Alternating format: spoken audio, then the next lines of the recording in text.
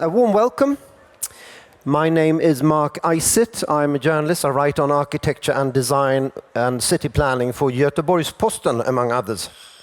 This is the second architectural session that we have. We've got 5 all in all. We had Snöhetta here this morning. And tomorrow we have Shuhei Shigematsu, who is the right-hand man of Rem Koolhaas. He's the head of the New York office for OMA. We've got a debate at 11 o'clock tomorrow morning about the changing face of Stockholm. It can actually become quite dramatic, I think. We've got the very outspoken critic, Claes Britton. We've got Carolina Kaiser, the former city architect of Stockholm here. So that could be quite fun, I think. And then at 1 o'clock, Julien de Smet, the Belgian architect, was supposed to have spoken here, but he had to rush off to Singapore to attend to a project there. Big world architects, as you all know, very, very busy. But we've got Andreas Martin Lööf instead. Andreas Martin Lööf, who has, of course, designed the bar here, and who is known for 2 things: creating today's cheapest apartments, possibly, and most definitely creating the most expensive apartments sold about half a year ago for 104.5 million krona here in Stockholm. Now, to the present speaker. Swedish architecture in the late 1990s, let's admit it, was not particularly good. It was a bit dull. We had the modernists like Carl Nyrén, Ralph Erskine, Leonie Giesendorf, Bengt Linderoos. They were all stepping down.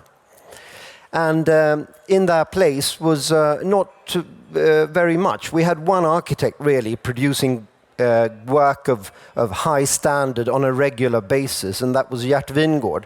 Gert Wingårdh, who won his first Kasper Sahlin prize in 1988, and then continued to win 4 more, and has probably a couple of more under his belt coming. But apart from that, there were hardly anyone.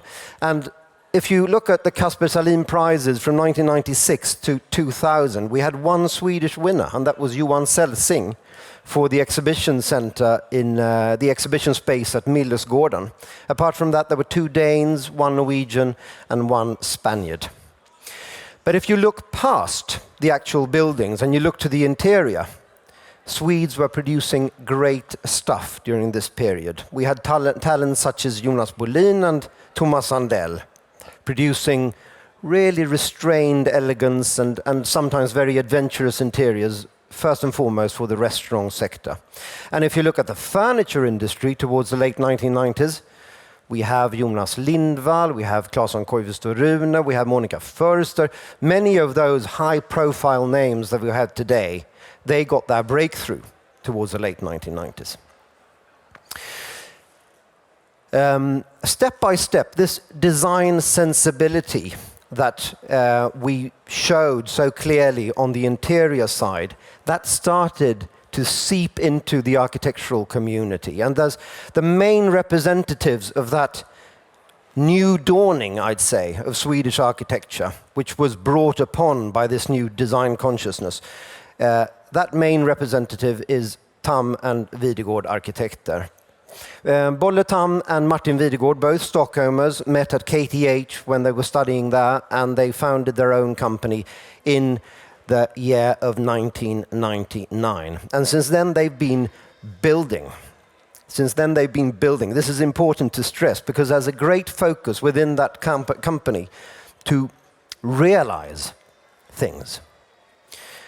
And if you look, and I think this is proof of this, of a very pragmatic approach to the assignments. If you look at their best buildings, like the Kalmar Museum, the art museum in Kalmar, or the architecture school in Stockholm, both these projects won them the Kasper Sahlin prize. Both projects are very much a clear and concise answer to the questions asked by the clients in the brief. They're highly logical buildings, and they're highly beautiful buildings. They're never dull, I'd say, because Tham Videgård Arkitekter's work is also very expressive and there is always a very clear love for detailing. Please welcome Bolle and Martin. Thank you very much. Thank you, Mark. Really nice to be here. We're going to show you 5 projects, recent projects of ours. Some of them built, some of them on its way to be erected. And we had some technical problems, so all our images are stretched out. Hope you'll bear with that. But I think we can jump into the projects directly. We'll talk for an hour, half an hour or so, then we'll have a chat with Mark later on. And we thought also that the projects will illustrate some of the main themes and the main ideas that we are working on. And as many of these might actually inform each other, so you will probably see some themes coming back in several projects. The first one, the School of Architecture that Mark mentioned as well, is actually the result of a competition back in 2007. So very unlike the business that many of you are probably in this space, things go on for a very long time in architecture. The main themes for this particular project very quickly defined themselves when we looked at the competition. And first of all, the existing campus of the Royal Institute of Technology in Stockholm, with its monumental main buildings made out of beautiful brick.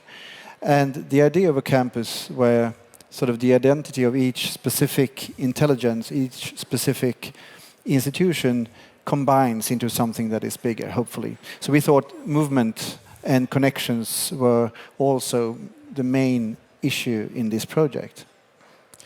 So having this idea in mind, trying to enhance the idea about movement on this very narrow site, it was a small triangular site, was a starting point for us defining the whole building, both the exterior and the interior, sort of the inner logic of the house, to work with those curves that either are convex or concave, creating movement, space, and void. And it goes through the whole organization of the house. Program-wise, it's fairly simple. It sits in a souterrain level, so it's connected underneath to the adjacent building. And we have the common spaces on the ground floor, which is the entrance space. And then the higher you move, the more separate it gets. So we have 3 floors of studios and the top level with the roof terrace for everybody, and a larger space for the teachers there as well. The basic idea of the house is to become specific in its spatial organization, but even though kind of generic. So what we know for sure is that the agenda of how the school should be teaching architecture will change over the time, and perhaps the size of the school, the amount of people and students will also change. So there's hopefully a great flexibility within this, within these larger spaces that we have arranged for them. And as you can see from these images, the organization of the school also is very different from a classical institutional building, where you would sort of expect long rectilinear corridors and boxes of offices next to each other, separating each member of the staff from the other, or the teachers, or the separate classrooms.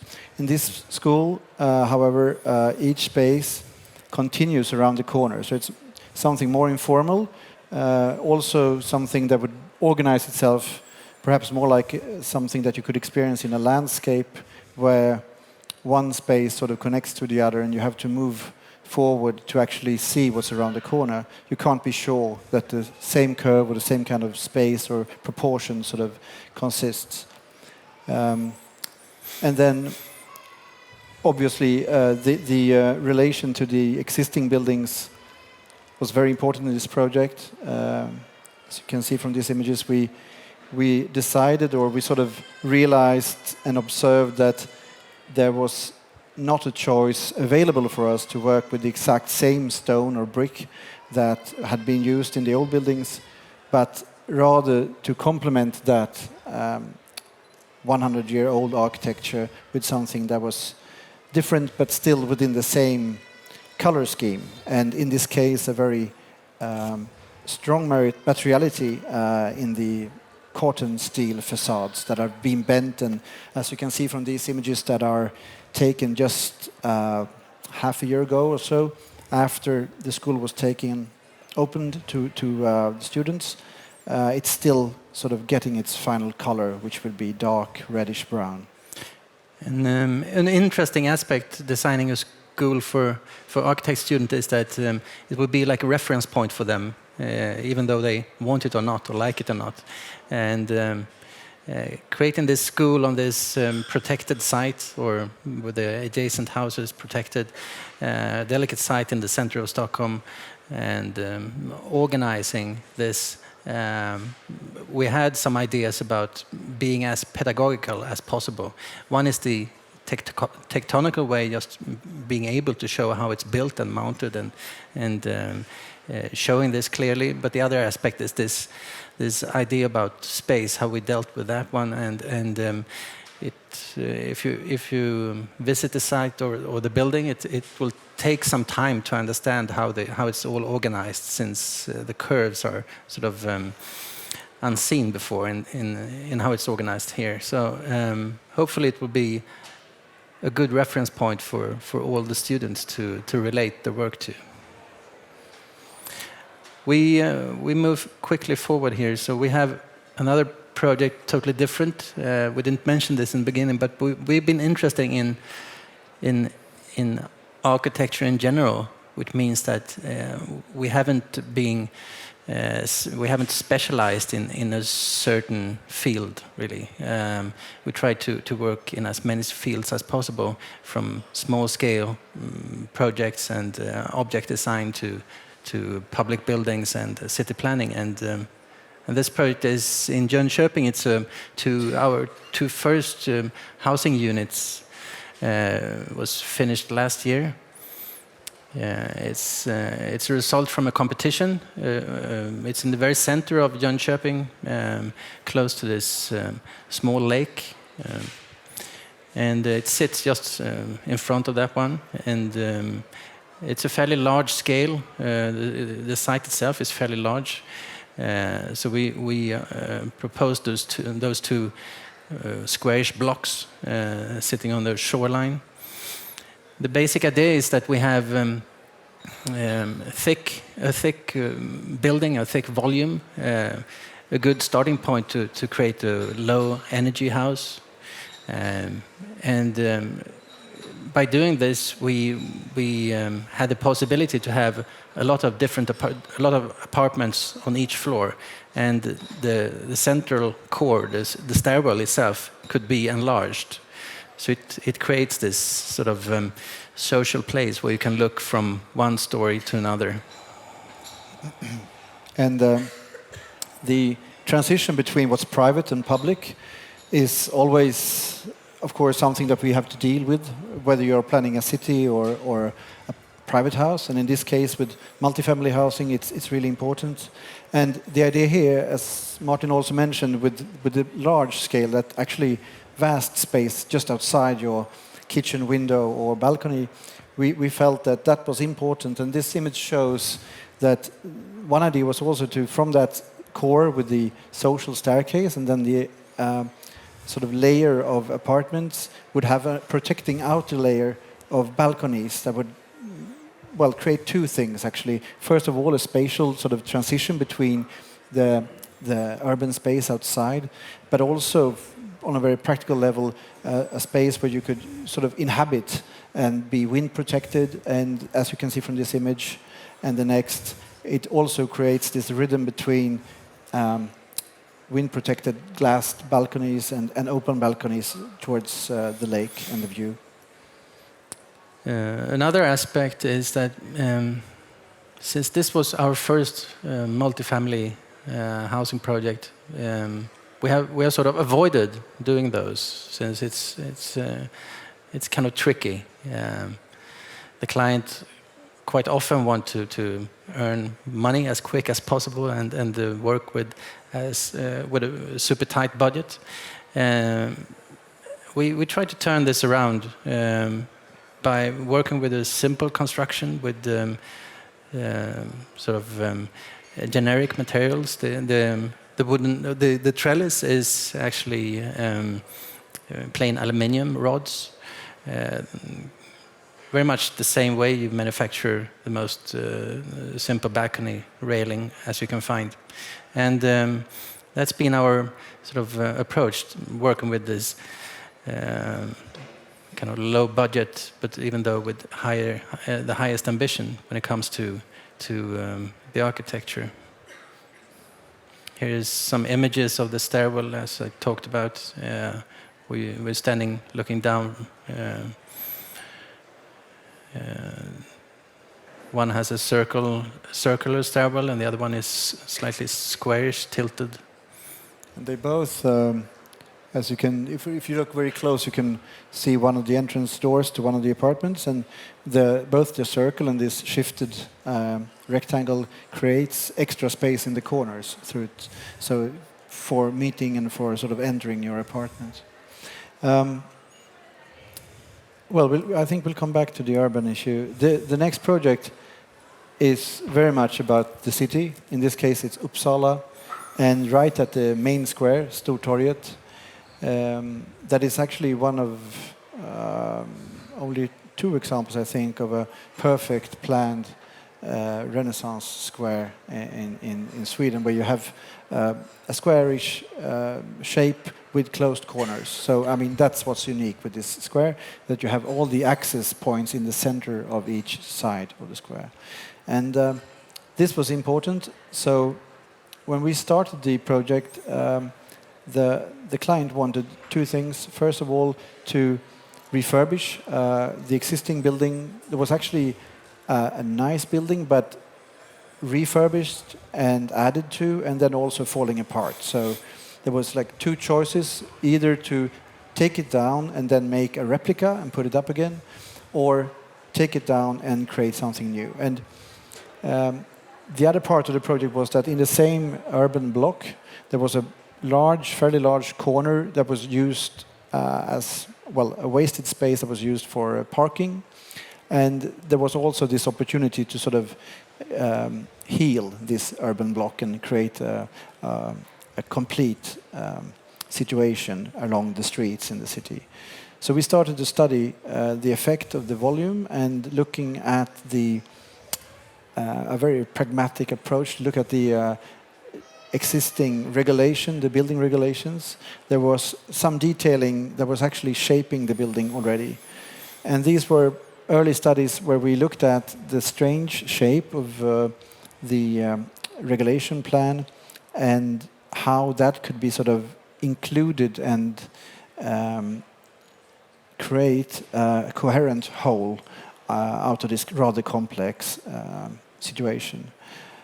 So what you're actually saying is that it wasn't that much of a design when we start working with those curves. It was very much just following the regulations of the site, even though we curved all the corners. But that was a very simple take on just to make it a coherent building, since it was actually designed for like 3 or 4 different buildings when they designed the site regulation.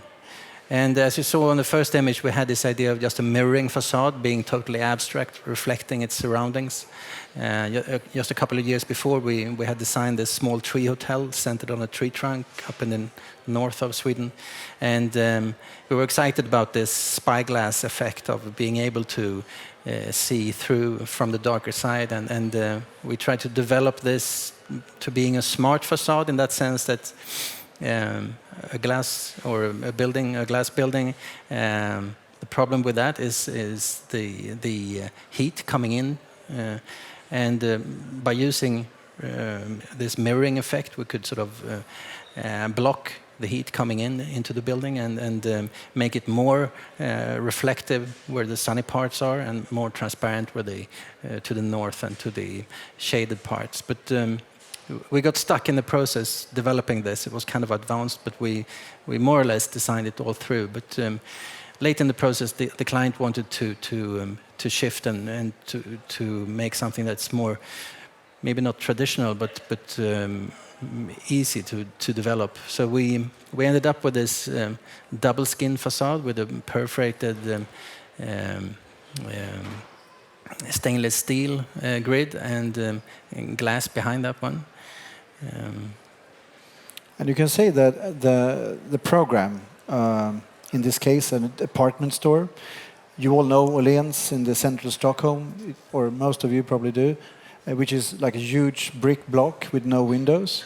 And that is sort of the challenge with the department store, that from the inside you don't want any windows because you need the walls to put shelving on them or expose your products. From the outside, for the city, though, it's quite interesting if there's some kind of a contact between inside and outside. So the idea of the reflecting glass that Martin mentioned, and then the transformation into this skin and the detailing of this polished stainless steel that would sort of filter both the light but also, of course, the views, and make out of this rather large volume something that changes over the day and that could also create a coherent facade regardless of what was going on inside. So, as you can see, in some light conditions, it's really hard to tell what's a window inside and what's just a wall. And that is, of course, the idea of the reflecting skin. And this opens up for this flexibility to have it either totally closed off or have it open like this, creating this sort of translucent open department store, kind of similar to Pub at Drottninggatan here in Stockholm. The detailing and the manufacturing of this house was kind of tricky. One part was to keep the old load-bearing structure partially, and then adding a new one to that one, and being as precise as this, as it's sort of this facade triggered a lot of very close detailing, and the manufacturer of the facade was really skilled.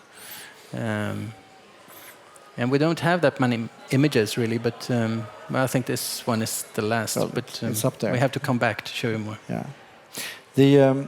Another thing that we've been working with a lot in the office, that I think Mark mentioned as well, is not only the idea that architecture is ideas that sort of interfere with reality. So it's to be an architect is to have ideas, but also to try them out in reality.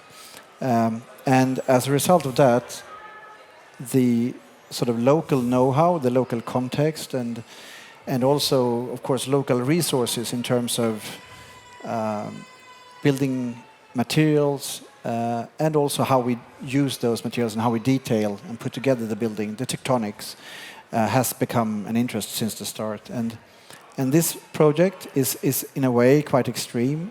We built many wooden buildings that were, when I say a wooden building, I mean a building that is truly wood, from the load-bearing parts to the detailing of the windows or the interior finishes. In this case, together with Folkhem, a local or a Swedish housing developer, we were challenged to propose something for the Norra Djurgårdsstaden, the northern central Stockholm that is being developed now in the former harbour area. And that is, of course, interesting. And in this case, it's a 20-story series of 20-story housing units.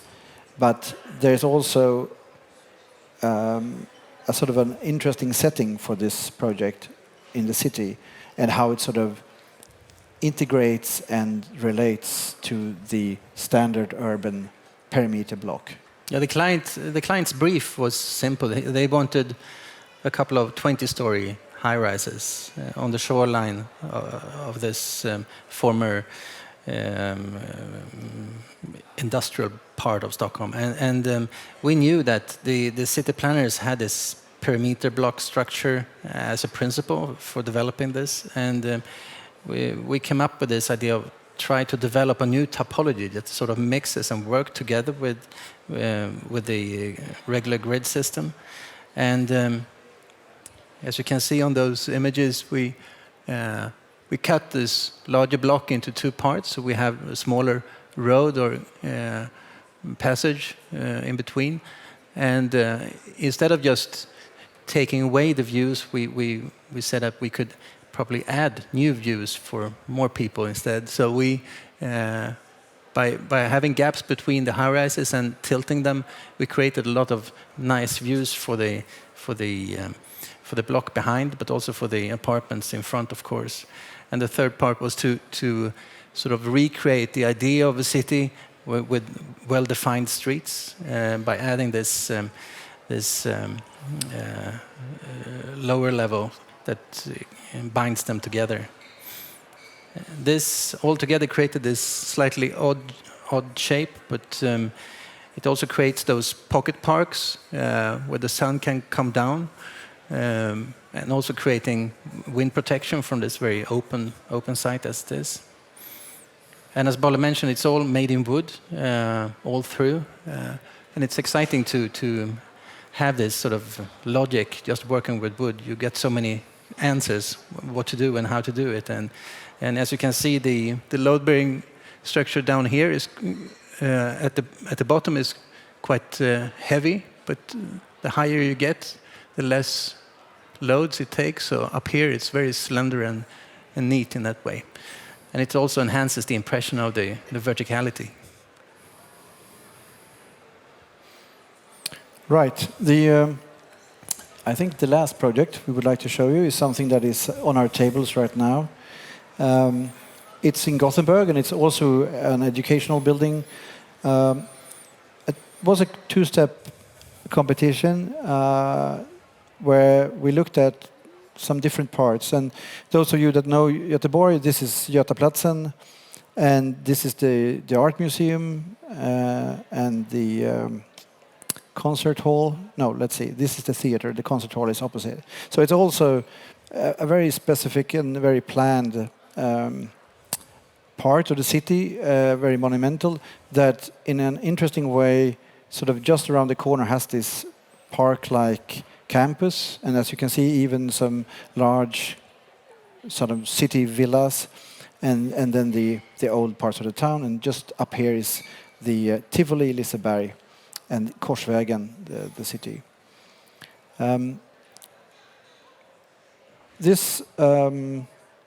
The brief was to look at a few different parts. First of all, the existing library. This is the university library, but also the new or the existing school for scene arts and music.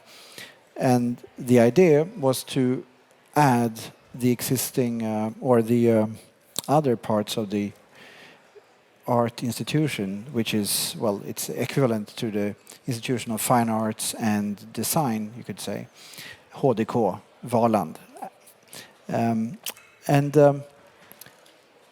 Again, we found ourselves working in a campus, and looking at this campus, very different from the KTH in Stockholm, where you have great natural assets, you could say. This park in the middle was one of the nicest parts, and then we also saw that there were some sort of impediments, some parts that could be developed definitely, and perhaps also creating new ways of connecting. Again, the idea of different institutions sort of creating something together that is bigger than each would be on its own. So our take on this was trying to do. Can you hear me? No? Yes. Yeah.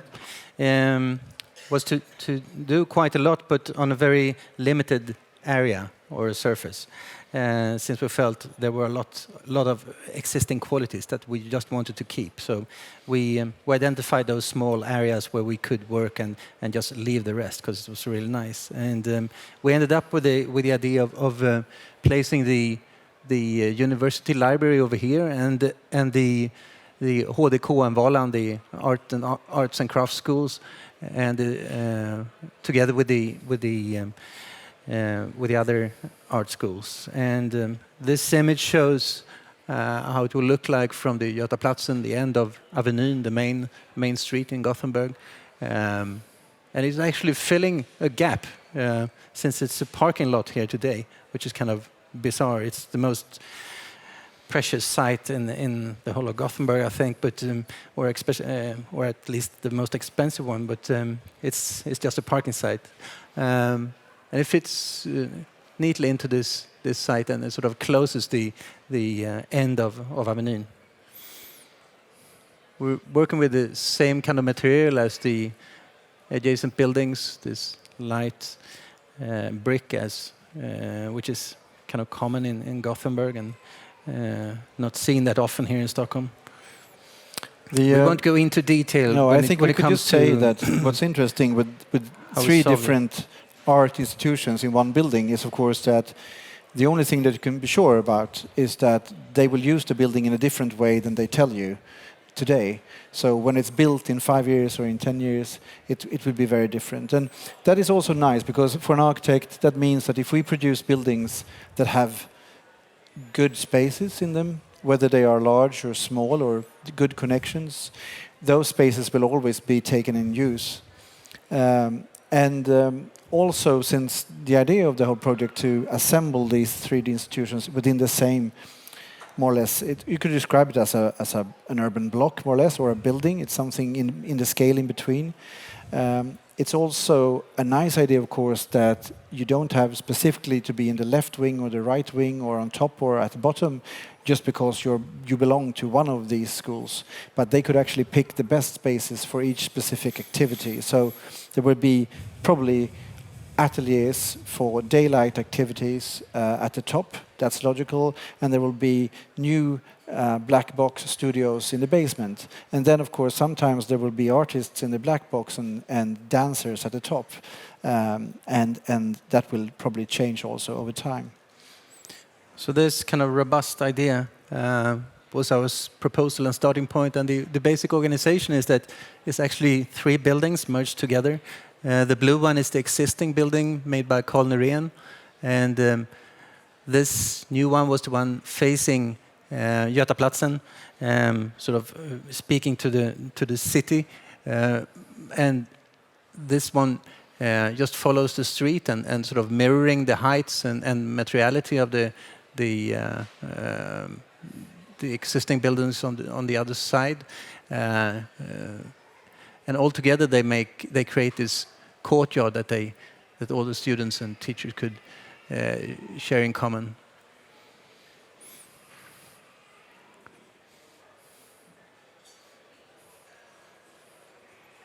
It also holds a new entrance for the, not subway, but it's an underground connection, Västlänken, that will be developed parallel to this. And there will be an access to Västlänken in the corner here. And it's a huge project. And this is only half of it that we're developing right now. The next part is the library that we're a bit uncertain about how it will be developed. But where we are right now is that we have this volume over here, and it sits on the exact same location as the existing library, but it's pretty much larger, and it's as you can see, it sort of steps out. It's made in corten steel and glass. It's also a very thick building with a rationality built into it. The stairwells, there are 2 of those, sort of organizes this large building. And it sits on this hill facing Liseberg and Korsvägen, which is a magnificent view and not parallel to Götaplatsen, but kind of similar situation in relation to the city. This building sort of has this very long view and sort of creates this facade towards another part of the city. And I think this one is the last image of ours, and we're happy to try to answer some questions from Mark. Thank you. Thank you. Let's have a seat. I think it's better if you sit over here in those 2 chairs. Thank you very much. It's what's so striking when one sees your buildings, I think, is how how clear they are. You manage to create really clear and concise buildings. You manage to translate your ideas into this very strong image, I think. How do you do that? How do you persuade the client? I think it's not really about persuasion, it's about giving an answer to a tricky question. Especially when it comes to those larger projects where you have to take into account the relation to the city and not only the program and the brief. There are many things at the same time that sort of informs the building. And we often seek not the most simple solution, but the solution that sort of solves many things at the same time. And I think with that approach, it triggers proposals that are kind of clear in its structure and in their appearance. But we tend to cherish the straightforward solutions that do many things at the same time. Yeah. Do you want to add to that, Paula? No, but I think that was a pretty good answer. Yeah. What's interesting, of course, in our field is that we don't produce like graphic design or smaller objects where you could be quite close to the end result, basically printing your design. No. We're far from that, and so I think somehow the interest, and I think this goes back to the first small projects we did, where we, out of sort of not knowing how the field was actually working, took on a much larger responsibility, let's say, for the end result. So if the client would ask us could you produce this building for me or this interior, we would say yes, and also sort of take responsibility for the delivery and the money and the whole thing. Like you were just naive in the beginning. Yes, we were very naive, and but at the same time that forced us into knowing and learning about how to cope with those sort of, let's say, all the things that we don't discuss when we show the beautiful end result. And I think if you read the old texts from whether it's Palladio or Vitruvius, it's actually 90% about all the boring facts that you need to know when you build a house. And then it's 10% about what's beauty and what's proportion and what's a good light, etc. And that's probably true still. Do those questions come in? Proportions, beauty. Is beauty a word that you use in the office? Do you discuss beauty? Well, I don't think we discuss it that much, but what happens is that today, if you look at what's happening in our field, there are so many talented people around when it comes to concepts and images. So we're sort of flooded with strong concepts. And then at the other end of the story or the process, some of these projects are also very fine buildings, but many are not. And I think that is perhaps because there's no time. I mean, that's or budget, but it's not really true, because I think as an architect you need also to figure out where's the space for architecture, and you need to sort of take care of the proportions. And then if it's beauty or not, that's for others to say. But I think at least you have to believe in the proportions you propose. Do you feel that your clients recognize beautiful proportions when you suggest them? Do you have understanding? I think we all feel it. I think we all feel it. When you enter a space, if it feels good, it's probably not just you. No. It's probably 80% at least of the people that feels the same thing. And so I think the trust in any consultant, whether it's an architect or a lawyer or a designer, you need to not necessarily to understand or see everything, but you need to put some trust in it. And then, of course, it's on us to explain why we believe that particular solution or proportion is better than the others. I think coming back to your question, because it's tricky when it comes to beauty, because it's more like an observation of something that it's built. I think for us as architects, we have those operative elements to work with. We can deal with the organization of space, how we deal with light, movement, structure, scale, proportion, which are not really based on aesthetics. It's all about how we can create an inner logic of a whole house. This inner logic is like a language of its own that you create. We mentioned it briefly when we showed the projects, and I think this language, if it makes sense and it's sort of understandable, it could push boundaries of what's beautiful and not, but it sort of holds together and it's an entity of itself. And I think that's something that we always are looking for. So we're not really occupied by the beauty of things. Of course, you have to go back to it and reflect on if this language works or not. But we seldom talk about beauty. But I think it's interesting to talk about in your case, because I can clearly see that the buildings are highly logical and they are very much of an answer to the client's questions in the brief. But then there is something else in that. It's not only pragmatic. It is a lot of shape making in that process too. Yeah. Well, I think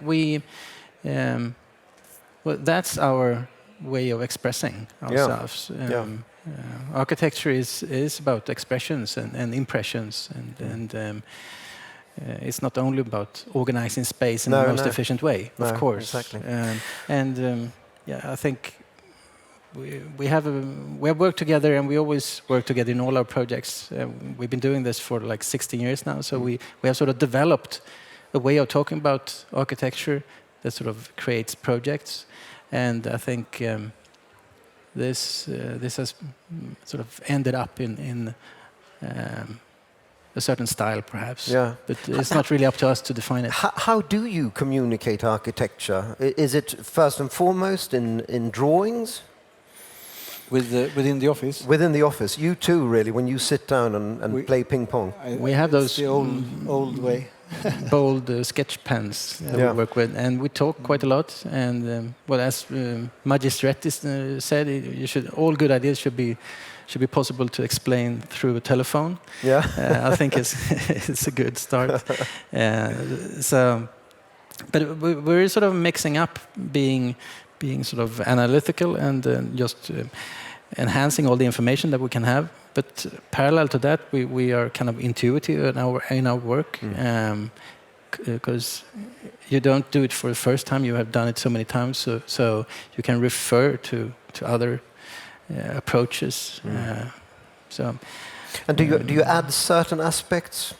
Do you have one type of focus, Bolle, and you another, Martin, or how does it work? Because not really. I wouldn't say. No, I think it's like the advantage of being few people that speak together is that you sometimes you understand each other very well, and sometimes you misunderstand, but in a good way, because then something else comes up, and so I think that's. Could you give an example of a misunderstanding which has led to? Not that clearly, but I think probably when you're just sort of in the same room for enough time and with some models and drawings, and then accidentally something will come up. I guess it's if not else, it's because you're getting bored. So you have to invent something.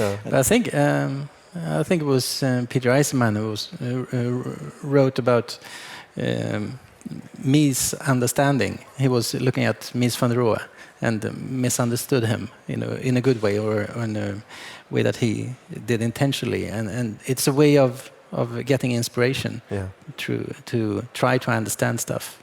And of course we misunderstand quite a lot. We have all our different eyes on things. Yes. But it's I think we have a mutual interests and values when it comes to architecture. So quite often we sort of switch positions as well. So we don't really have those plus minus polarization. But when you met at KTH, or did you know each other before? Yeah, a couple of years before, yeah. Okay. What was it that made you click? What was it that... We made a competition at the end of our studying period. It was a library in Åbo, in Finland, and we ended up at the final 15 or so out of 300, and we realized that when we went to the exhibition where they showed project. We didn't know that, so it was a great surprise for us when we entered there. And from there, we realized that because it was really intense to do this competition, that we worked really well together, and the result was appreciated. So from there, we got started. Okay. Yeah. Okay. You are both sons of architects. Have your fathers been supportive of your work, would you say? Or are they Depends what you mean. We've, are they a bit annoyed that you're so successful now? No, they're very happy about it. Yeah. but that's true. But it's also true that we didn't work with them. I don't know why, but I was determined not to be an architect, become an architect. Yeah, because I felt it was too obvious a choice. Yeah. And then I guess in part that was why I never worked, or I never sort of visited the office if I didn't have to. No. So then when I finally realized I had to be an architect...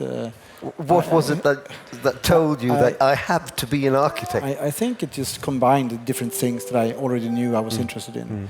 Sort of both parts of the brain. And many... Now we have a little pause.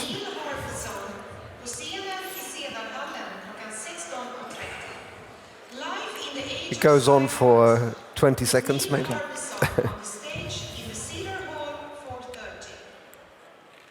Yeah, please continue. Great. So, but then again, obviously, if you, I don't think necessarily have to be because you're brought up by architects or an artist or a musician or whatever. I think if you're in that part of society, let's say, you of course also meet people and friends of friends, and as Martin said, we met through common friends before. So in the end, it's perhaps more your own choices and the time you spend at school that sort of is most important. The lack of compromises is another thing which strikes one when one sees your work, I think. And have you ever experienced that a client has come to you afterwards and just been annoyed, unhappy, irritated because you never accepted that compromise that he argued for so long? Or is it difficult to live in a Tham Videgård house? No, I don't think so. But the process is. We often say that the process are not important. It's only the end result that matters. Yeah. The process will last for a couple of years. The building itself will stand there for hundreds of years. Yes, hopefully. Yes. So put all the focus on the end result rather than the process. And but on the other hand, I think you have to go through this process and you have to have a clear idea what you want to achieve. And of course, it's a struggle quite often. Yeah. And a struggle with the client, or a struggle with... It's a question of quite a lot of, when it comes to economy, those brilliant renders and concepts that you can show in the beginning. Some of them are possible to build, some of them are not. And we always try to be as realistic as possible when we propose something, that we are able to deliver this at the end.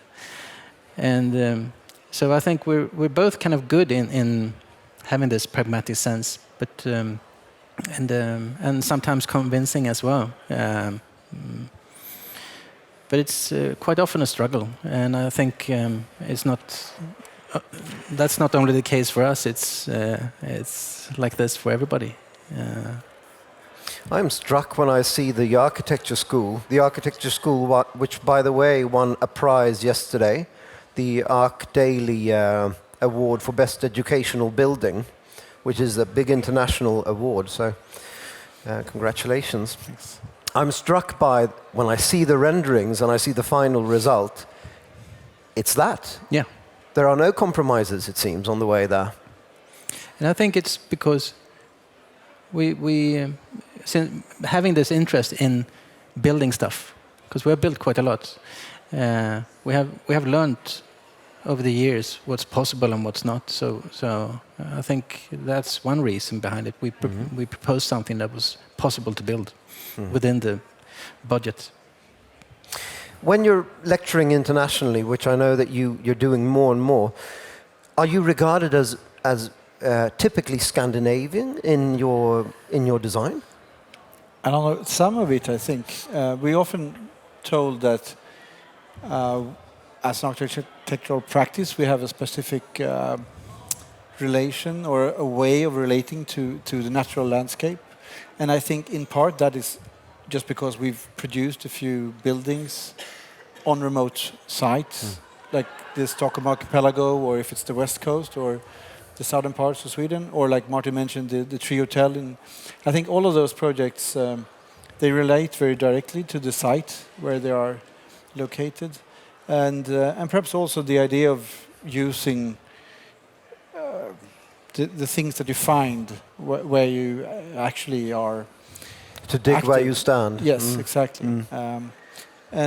So yes, we've had that comment that there is something, and then if that's Scandinavian, maybe it is. Maybe it's also because if you're brought up in this part of the world, nature is not too far away. No. So it's a natural thing to start thinking about how does sort of cultivated society relate to what's out there, and you're often out there yourself, and I think many of our summer houses specifically are very much about what happens when you're somewhere else, because if you create a place for living or working on a permanent basis, that has to be pragmatic and functional on a whole different level than something that you use temporarily, where you can even perhaps look for some adventure, and where the idea is not always to be as practical as possible, but perhaps to meet your family as much as possible, or even to use outdoor spaces as much as indoor spaces, etc. So, well, as you hear, it's not about design or form so much, but it's more about a relation between ourselves as human beings and what's out there. You did so many villas for a while. Were you worried that we are going to be typecast as the villa architects? Not really. I remember before we won the competition for the Museum of Art in Kalmar, we had that kind of projects, and we also made a lot of interiors. And of course, when you've been working in your own practice for 5 years, and you're still sort of moving doors and bathtubs, and that's kind of what's on your computer. You ask yourself if this is going to be like the next 50 years or so. Yeah. But then we were lucky. So we have a mix, and we enjoy doing those projects still. So, and we keep them, and actually we have new products here as well. We should have mentioned that, of course. Whereabouts is that? In which Fastdown? With Atelier Lyktan. So it's a new lighting series, and also the one that we presented in Milano a year ago.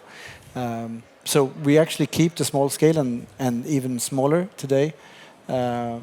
Also because working with private houses or that scale is something that creates result on a regular basis, maybe 1 or 2 years, rather than only working with things an immediate award, kind of. Yes, and feedback. Yeah. So that you can try out new ideas and solutions, and not get stuck only with 8 or 10-year projects. No. Final question. The fact that you work in so many different scales, from objects to city planning, how do those different processes enrich each other? What do you say, Martin? I think on one hand it's the same kind of approach. The way you talk about how to solve a problem. It could either be a big problem or a small problem when it comes to scale. But and being interested in not only one typology but many sort of informs the other scale. I think if you design a piece of furniture, it has to sort of relate to the space it should be situated in. So I think working with those different scales are informative and good for us. But the process is very much the same? The process is kind of the same, I think, but I haven't really thought about it that much, sort of evaluating the different processes. No. Of course, it doesn't take that much time to design a lamp series or whatever in relation to building a huge public house, public building or so. No. But Good. Well, yeah. thanks very much for coming. Great to have you. Thank you. Thank you. Tack. Thank you. And thank you for listening.